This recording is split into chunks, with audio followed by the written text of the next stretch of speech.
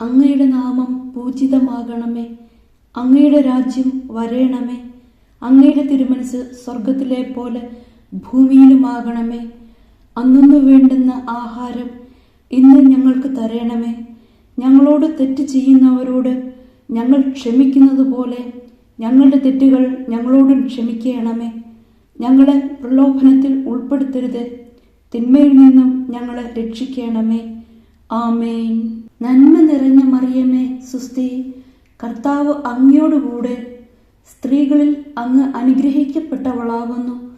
അങ്ങയുടെ ഉദരത്തിൻ ഫലമായ ഈശോ അനുഗ്രഹിക്കപ്പെട്ടവനാകുന്നു.